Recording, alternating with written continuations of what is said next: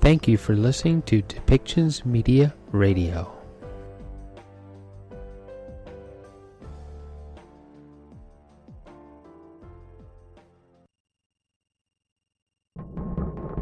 Welcome back, everyone, to Depictions Media Radio, and there's been a lot of talk about poison drugs because especially during the pandemic, there's been a lot of drug supplies that are laced with dangerous fentanyl, and the death toll due to overdose because addicts are just finding whatever drugs they can, whatever's available, and the street dealers have been lacing the drugs with fentanyl, which fentanyl is an extremely powerful painkiller, and in the right hands is a very useful tool to ending a person's pain and bringing them comfort through a surgery,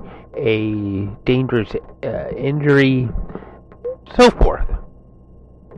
But when it's placed into an untrained person's hands, it can be as deadly as any other poison. So there's been a lot of talk around safe supply, ensuring the fact that addicts have access to drugs that are clean of dangerous things such as fentanyl. And there's been resistance towards this in the federal government to actually writing a legislation that would ensure such things across Canada. British Columbia has had some success with safe supply and safe needle exchanges and things to help keep those who are addicted to drugs healthy. And part of it has to do with the stigma. You hear some people are saying things that what difference does it make? They're just an addict anyway. They're just some worthless street person. Well, some of it has to do with the fact that instead of criminalizing things and ensuring that these people are removed to the streets because they're placed into jail, and the thought where there would be rehabilitation through the jail system, but in a lot of cases, jails just make more criminals and then release them back onto the streets again. There's very little room for rehabilitation. So there has been a campaign to ensure safe supply and ensure that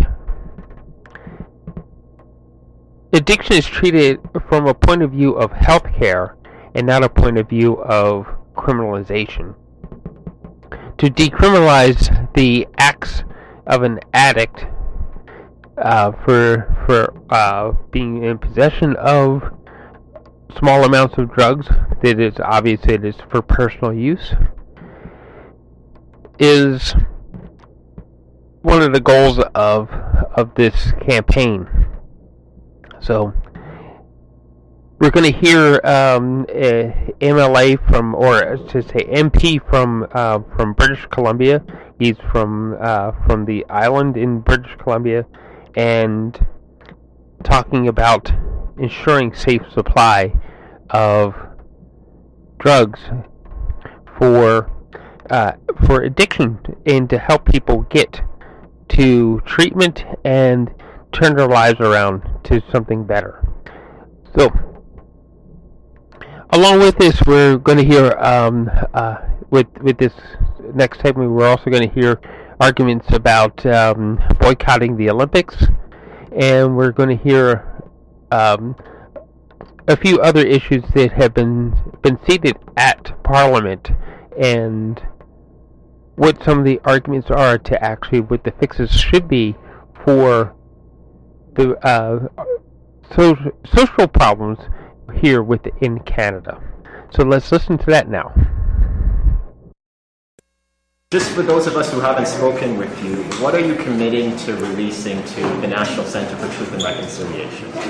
Yeah, we have about a category, I would say, of 12,000 or so documents that deal with roughly 8 school narratives from 2.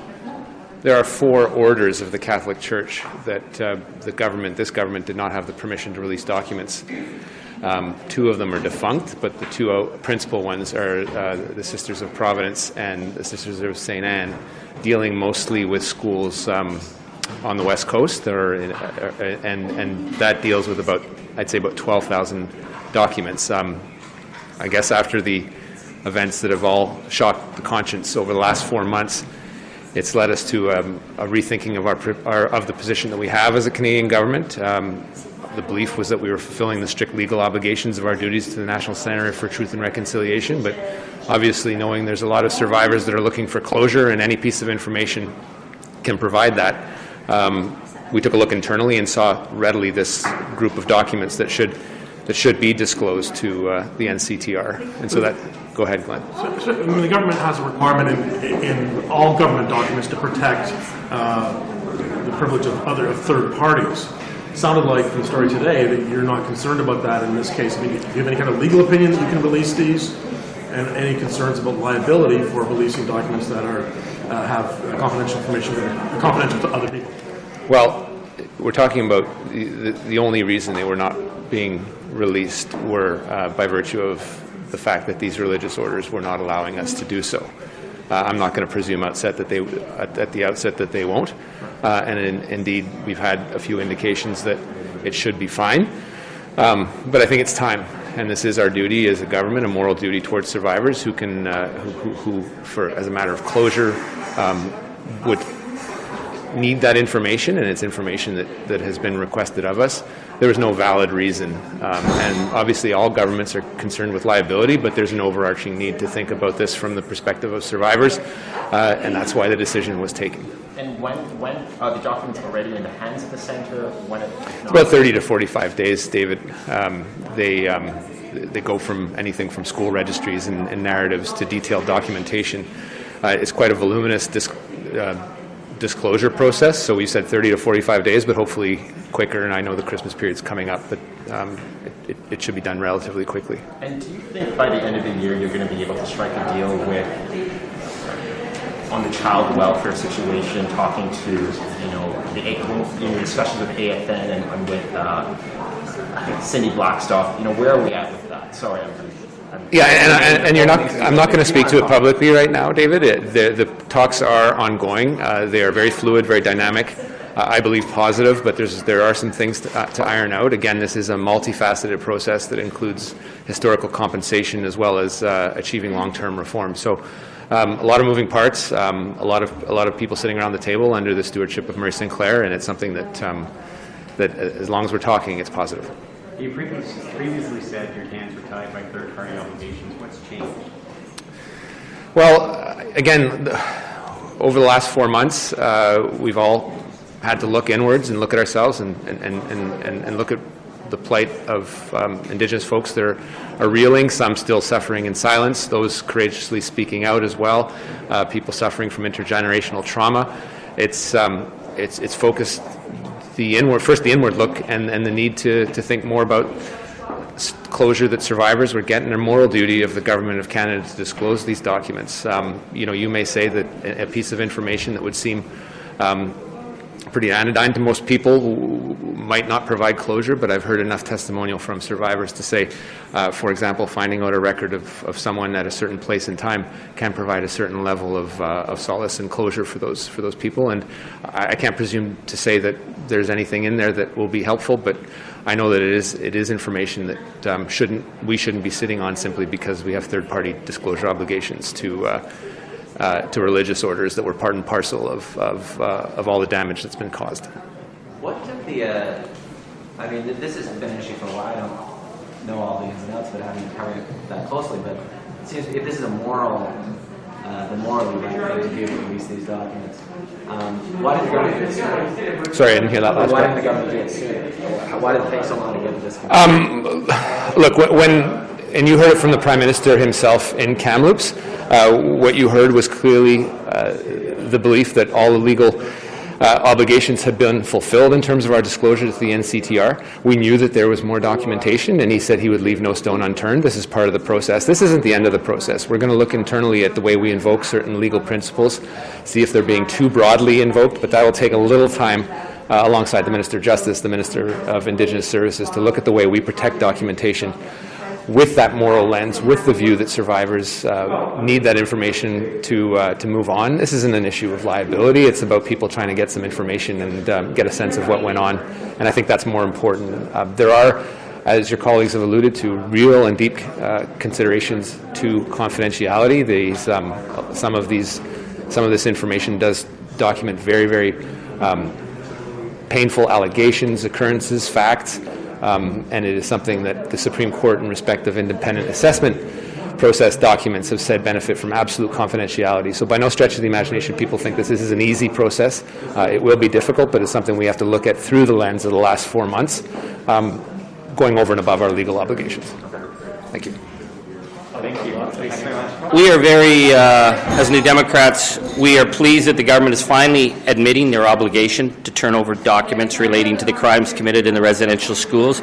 It was preposterous for the Prime Minister to challenge the Catholic Church to turn over documents when we knew that the federal government was refusing to turn over key documents to the Truth and Reconciliation. These are documents that are needed for survivors, but also for the historic record, because what we're talking about is the attempted genocide of Indigenous people. These records will be super important in the coming years. So it's taken a long time for the government to admit that they have to turn over these documents. I'm glad that they're finally putting the interests of history and survivors ahead of the interests of protecting the other collaborators in this attack on Indigenous people, particularly the Catholic Church. So you're not giving the government any points? We have seen this government say they turned over the documents when we knew it wasn't true. We saw how a St. Anne survivor was told that she needed permission from the Catholic Church in order to even be able to talk about what happened to her. The government has not been willing to turn over any of these documents until we started to see these unmarked graves appearing and the growing pressure. It's been the tradition of the Catholic Church and the federal government working hand in hand, protecting each other's interests. Outstanding on top of these documents are the multitude of documents from the class actions that were being launched up to the Indian Residential School Settlement Agreement. There were many, many cases adjudicated. There's evidence. The government knows a lot more than they've turned over, so we're glad these documents are turned over. We're saying all the documents that are within the hands of the Justice Department need to be turned over. The police evidence, the court evidence, the records that they have of the known predators, all that has to be turned over so that we can get a full sense of the crimes and the systemic crimes that were committed against Indigenous children in this country. Previously, they've said their hands were tied by third-party agreements. What changed? The agreements that the federal government has had from the get-go has been with the Catholic Church. They have walked hand in hand on this. They have now recognized that this is not a relationship that has been helpful. We know that there's issues of the Oblates shifting documents to Rome. The idea that the Prime Minister had the gall to call the Catholic Church to turn over documents when they themselves were sitting on thousands of pages of evidence. What's changed? Well, once we started to find the mass number of unmarked graves of dead children, the government realized that they had to start taking this issue more seriously. This is not going to go away. It's not going to be swept under the carpet. This is Canada's historic reckoning. So those third-party agreements with the various church orders, null and void. History is calling for justice. And explain why it's so important for the families. We know in so many communities where children never came home, people are still asking questions. The very first time I ever went into the community of Attawapiskat, I was stopped by family members and said, nobody ever told us what happened to our uncle, what happened to our cousins. The documents are there. We know those documents are there. We need to have the documents turned over. It's not just for the survivors, but for the historic record, because Canada's role in the attempted genocide of Indigenous people is a historic reckoning, and the only way we're going to move forward as a nation is to have those documents, to know what happened, and to be able to say, this is the true historic record and it will never happen again. Thank you. Les États-Unis ont annoncé le boycottage diplomatique des Jeux olympiques de Pékin. Est-ce que votre gouvernement fait la même chose? Écoute, nous sommes très inquiets avec la situation à la Chine. C'est une des options que le gouvernement va considérer et il faut protéger tous les droits des personnes.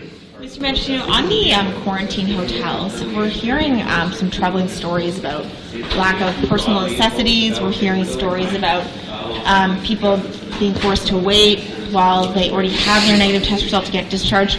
Why is it so badly organized? Well, I mean, the first thing I would say is that we introduced these measures to protect Canadians, and Omicron is real. It's a concern. But these are Canadians who are in the hotels. Well, I was just going to try to finish the answer. We put the measures in place to protect Canadians. We have to buy ourselves some time to learn more about Omicron so that we can learn about its transmissibility. Most importantly, to learn about whether or not the vaccines are effective against it. And with regards to the additional requirements that we're asking of Canadians, we acknowledge this will require more time. And that people should be factoring that into their travel plans. But it's a necessary and fair trade-off to make sure that we are appropriately managing this new variant of concern. Is being served rotten salads also necessary and not providing diapers to babies? No, of course not. And, the expectation would be that when travelers are going to isolate or to serve in a quarantine where necessary, where they're coming from one of the countries of listed concern, that they get access to appropriate food and accommodation. So. Est-ce qu'on peut s'attendre à des changements à la frontière des États-Unis dont les voyageurs sont toujours pas forcés de se faire tester quand même? Notre approche pendant la pandémie est de suivre le conseil et tout l'avis de nos fonctionnaires qui travaillent dans le secteur de santé publique. Ça c'est le hallmark de notre approche. Et maintenant, tous les règlements et les mesures qui ont été mises en place sur le terrain à la frontière est nécessaire. So on the quarantine hotels, it seems the government wasn't ready for the own rules that it put in place. I mean, people are appearing to not be given the required necessities while they're taken into quarantine. So what is the government going to do to make sure that is the case, or is the current standard of service what should be expected? Well, we're not going to spare any expense or resources when it comes to protecting Canadians, including at the border, and we're going to continue to provide clear travel guidance to all Canadians and others who are traveling to and from Canada. Merci beaucoup.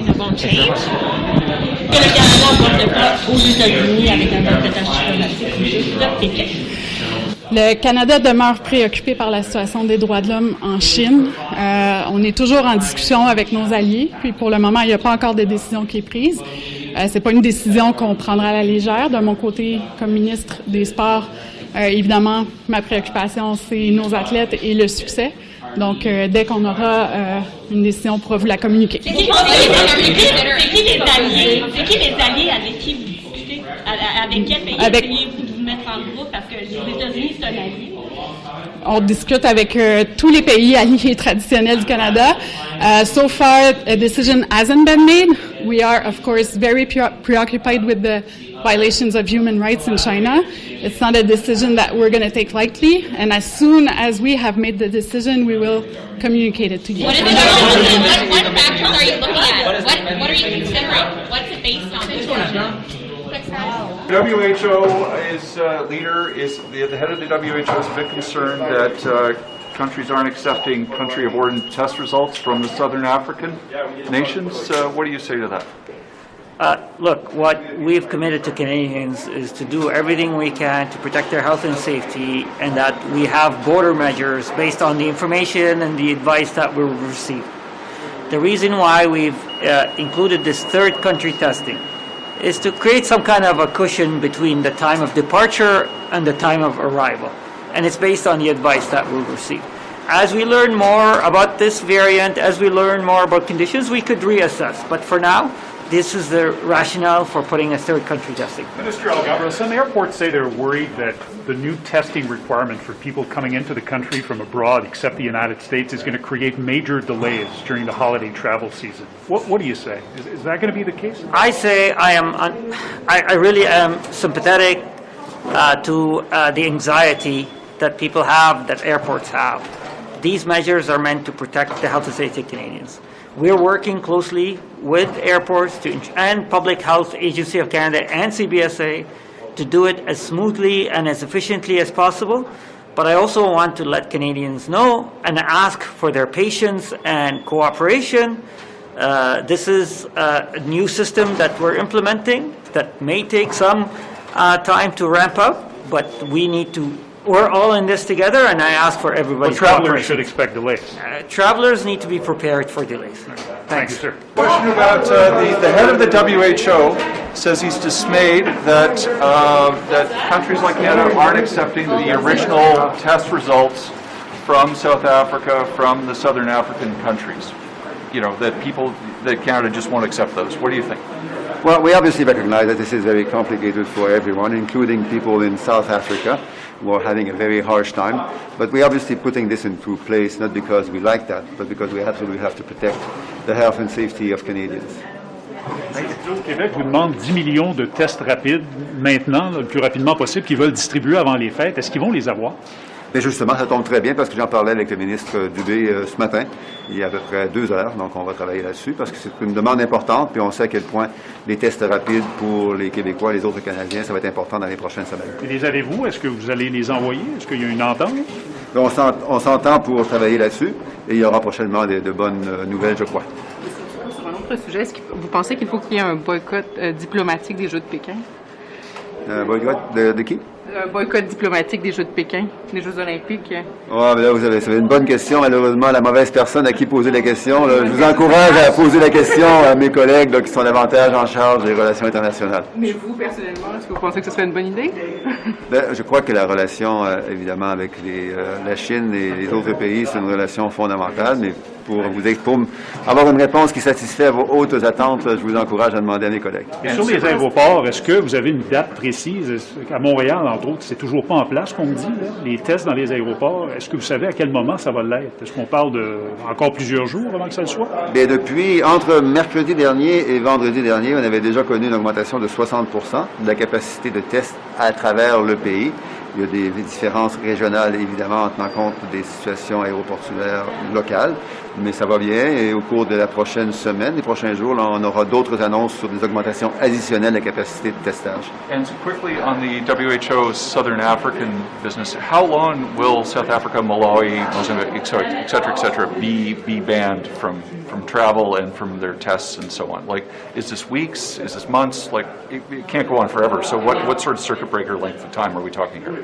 Well, we obviously understand the concern, and we would like to know the future. However, there is yet a lot of things we don't know about both the variant and the situation across the world. So my PHAC and the relevant health officials are working with the countries affected and with international partners.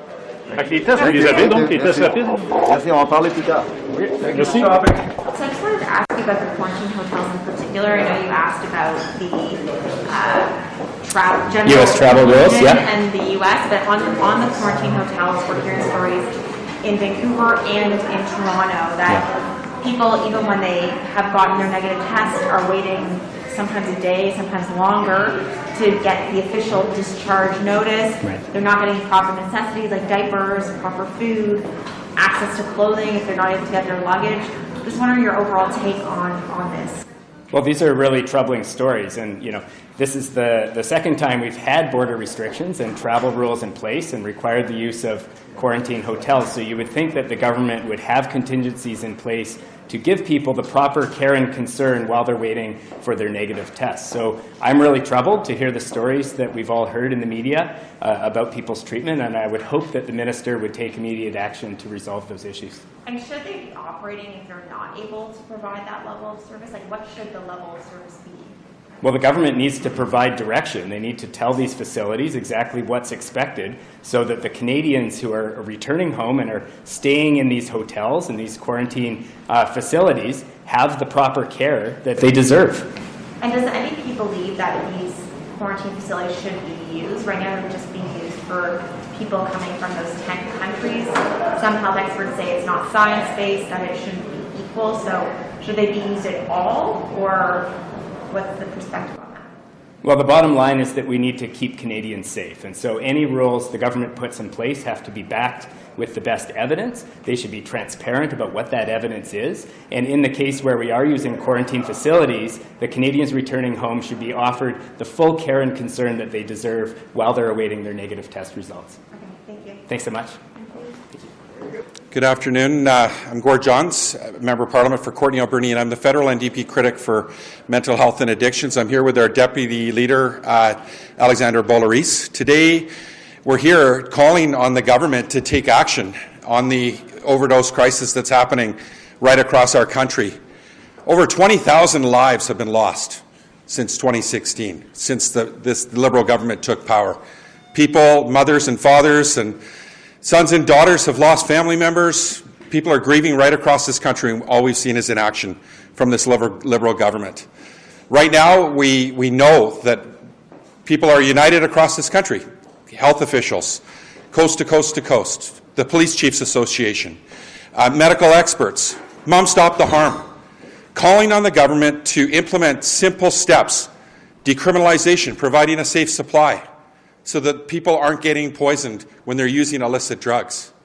We haven't seen the government respond with the necessary action and steps that are needed. And, we saw in the COVID-19 crisis, the government listened to health professionals when it came to making decisions to respond to that crisis. The Prime Minister cited that. He says that he understands this is a health issue. Yet, when we see the policies that the government brings forward, clearly, he's not treating it as a health issue. He's ignoring those same health professionals when they're citing clear recommendations, his own government's expert panel on substance use that is calling for decriminalization, calling for an expungement of all records for possession. And the question is why? And we know that, the stigma starts, when people, with criminalizing people that are using substance use. So the stigma really starts with Justin Trudeau, who is maintaining the status quo while lives are being lost and our country's being torn apart. And we need the government to act, to save lives now. So we're calling for the Prime Minister to listen to his own expert panel, to listen to the big cities, Vancouver. We know that Toronto's examining today whether they're going to be calling and joining the chorus looking for decriminalization. The exemption that British Columbia is seeking, my home province. We've lost more lives from a poison drug supply than we have from COVID-19, yet we haven't seen any action. I'm going to turn it over to our Deputy Leader, Alexandre Boulerice. Thank you. Merci Gord. Bonjour tout le monde. Effectivement, je suis ici avec mon collègue Gord Jones pour demander au gouvernement libéral de prendre des mesures sérieuses et cohérentes en ce qui concerne la crise des opioïdes et les centaines de personnes, les milliers de personnes qui ont perdu la vie au Québec et au Canada. Si depuis 1 an et demi, on traverse tout le monde ensemble une crise sans précédent qui est la pandémie de COVID-19, il ne faut pas oublier qu'il y a une autre crise qui sévit également dans nos sociétés, c'est la crise des opioïdes, où des gens perdent la vie avec cette consommation-là. C'est des intoxications qu'on voit et qui ne s'arrêtent pas. La bonne chose à faire, c'est la décriminalisation de possession simple des drogues. Il y a un vaste consensus dans les experts en santé, dans les recommandations même des comités que le gouvernement libéral a mis sur pied, que c'est une des mesures qui va le mieux fonctionner pour aider les gens. Les gens ne sont pas des criminels. Ces gens-là n'ont pas besoin d'aller en prison. Ces gens-là ont besoin d'aide. C'est un problème de santé, c'est un problème de santé publique, c'est pas un problème judiciaire. Alors, ça suffit les demi-mesures, ça suffit, l'inaction. On veut que le gouvernement libéral fasse la bonne chose à faire. C'est simple, décriminaliser les possessions simples de drogue. Merci. On peut prendre les questions. Il semble que le gouvernement va redéposer, si on comprend bien, celui qui essentiellement déjudiciarisait la possession simple de drogue. Pourquoi c'est pas suffisant à vous comme État? Bien, pour nous, ce qui est clair, c'est que la solution, puis tout le monde s'entend là-dessus, c'est décriminaliser. Je comprends qu'on peut essayer de déjudiciariser le processus, mais quand tu es toujours dans un processus judiciaire, même si tu arrondis les coins, tu es quand même traité comme un criminel, tu es quand même dans un processus judiciaire. Alors que ce soit la déjudiciarisation du processus ou que ce soit la réduction des peines, c'est encore là. On va pas jusqu'au bout, on est frileux, on a peur d'aller au fond des choses, puis de prendre des mesures courageuses, qui est celle que nous, au NPD, on met de l'avant depuis des années, puis que Jack Mead met de l'avant depuis des années, même quand il était candidat au leadership du parti, c'est la décriminalisation. Mais là-dedans, une des options pour les policiers, c'est de recommander un traitement. Donc, ça répond à cette demande-là de ne pas envoyer ces gens-là en prison, mais de peut-être leur offrir des services. Ça peut être vu comme un pas dans la bonne direction. Le problème qu'on a, nous autres, au NPD, c'est que c'est pas un problème judiciaire, c'est pas un problème policier, c'est un problème de santé. C'est pas un policier qui devrait aller voir la personne, c'est un travailleur social ou une infirmière. So, Mr. Johns, you were hoping to see decriminalization in the bill? Yeah, absolutely. We can't accept anything less. I mean, they tabled legislation last spring. It wasn't even a quarter of the way of what was needed.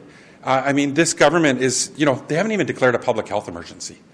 Over 20,000 people have lost their lives. It's been the worst public health emergency and crisis we've seen in generations prior to COVID. And again, in my home province, we've lost more lives to the poison drug supply than we have to COVID-19. Yet we haven't seen the government respond. No public health emergency. They're not listening to their own public health officials. They're not listening to the Police Chiefs Association. They tabled legislation in the spring that lifted mandatory sentences on people using drugs, still criminalizing people. Instead of, ending the stigma once and for all, treating it truly as a health issue. That's what needs to happen so that people aren't using poison drugs in the back alleys of our country. Ça vous amènerait à voter contre ce projet de loi-là ou à voter pour en vous disant que c'est un bon premier pas? On va d'abord regarder qu'est-ce qu'il y a dans le projet de loi. Donc, la première chose à faire, c'est de bien le lire pour bien le comprendre. Nous, on dit, voici où on met la barre, voici c'est quoi notre exigence, voici nos attentes, qui sont celles du milieu de la santé puis des spécialistes, des experts. Pour le reste, on verra quand il y aura un vote. Mr. Jones, have you talked to the government about perhaps the next step being decriminalization? Because Vancouver has asked for it, BC, like you said, BC has asked for it, Toronto is asking for it. Have you talked to them? Do you have any indication if they're still thinking about it? Well, New Democrats have been putting that forward. We've been asking for the government. I met with Minister Bennett. I cited that she needs to approve the application that came from British Columbia and Vancouver. And again, we don't understand what the resistance is. We've seen other countries do it. Portugal, Netherlands, Switzerland, countries that have taken steps and taken a health-based approach to this issue. And again, health professionals are saying this is the first steps that have to happen. Decriminalization and a safe supply. Of course, we've got to invest heavily in supports for people that are living with substance abuse disorder, people that the wraparound supports, affordable housing, of course, and access to mental health supports, ensuring that we're spending money on prevention and education and harm reduction. But these are the most important two steps that we could start with. And if we're really going to end the stigma and treat it as a health crisis that it is, the government needs to act. No more half measures. What was her response? You said you urged her to accept BC's application. She said that they would look at it, but we've heard this for 6 years from Justin Trudeau. Mums and dads are losing their sons and daughters across this country, and kids are losing their parents. And this is unacceptable. These are preventable deaths that could be saved, lives that could be saved. And it's impacting cities and rural Canada. It's touching us as MPs. We're losing our constituents. No one is left untouched in this country by the mental health and addictions crisis that's taking place. And we haven't seen the government respond, with the rigor and the necessary steps and understanding that how serious this issue is. Where are they? Why is the Prime Minister not doing it? Because the stigma starts with him. The stigma starts with Justin Trudeau. He's not taking action. Why? Why is he ignoring his own health professionals when it comes to the overdose crisis? But when it comes to COVID-19, he says that's what's going to give him guidance in his policy direction. It's the stigma. So until he removes the stigma, until he removes the criminal element to the way they're treating this issue and treat it truly as a health issue, then it's on Justin Trudeau. You mentioned, just for the sake of the argument, so you say that this stigma costs lives, but we know those people, they die because they consume a drug that's laced with other molecules. Can you explain how the fact that it's decriminalized, that it would change that actual situation that these drugs are laced with other molecules? Can you just explain the process? Well, thank you for the question. And I think that really, if we're treating it as a health issue and we're not criminalizing people, then they're going to seek the supports they need, whether it be harm reduction services. They're not going to be using in the back rooms of our country, hiding to use illicit drugs. They're going to come out and get the supports they need. And it has to be done with a safe supply. There's no question about it. But criminalizing people with a health issue, we know that's not the right approach. That's not going to help people, deal with the challenges that they face or get the help that they need. Absolutely, we need both. They go hand in hand. But we know that. Absolutely, but we've also seen jurisdictions where they've decriminalized. Look at Portugal. They had the highest overdose rate in Europe when they brought in their policies to reform how they looked at substance use in their country. Now they have the second lowest. So there is countries out there that have taken a health approach when it comes to, and I'm not saying that we have to apply their approach. In Canada, we have to create a Made in Canada approach. But we have to decriminalize and provide a safe supply. Now, this is supported by the chiefs across this country, police chiefs across this country. It's supported by medical health professionals right across this country, including my own medical health officer in British Columbia, Dr. Bonnie Henry, and all 4 medical health officers on Vancouver Island, where I live. They're all calling for it.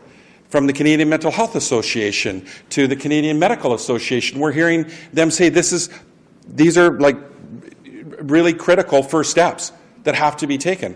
So I guess we're wondering, why isn't the government listening to their own health professionals and their own expert panel on substance use, which has made this their top recommendations?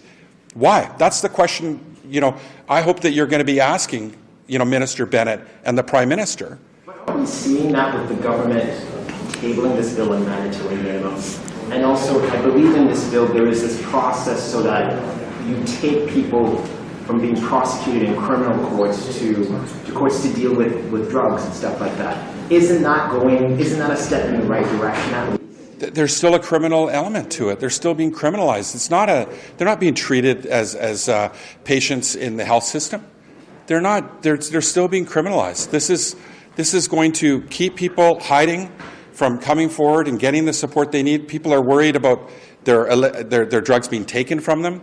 They're using drugs alone. Many people are dying alone, and people are still buying drugs that are, on the street, that aren't regulated, that are poisoned, and that's what's killing people. So we need to do both. We need to decriminalize and provide a safe supply. Now, the government's saying they support a safe supply, but there's only 120 Canadians across this country that are getting access to, heroin, for example. Fully getting a safe supply. So, they're not moving in the way that we could. I was just on the downtown east side. They said that could be scaled up to 1,000 immediately if the government was really there to support a safe supply. So we need the government to act, and lives are at stake. We're losing over 20 lives a day in Canada right now. It's got to stop. And Parliament and the government needs to take action before the holidays. We can't wait until February, until the House resumes. It's time for action. And, this is something that you go into every community in this country, and it's getting worse. The poison drug supply is killing more and more people, and it's spiking the amount of deaths that are taking place in our country. It's a tragedy. Thank you for listening today, and thank you for supporting us with our sponsors.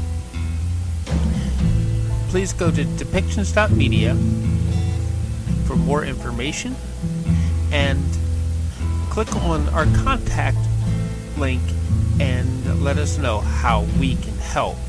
How we can help bring your story and help bring us to a better world.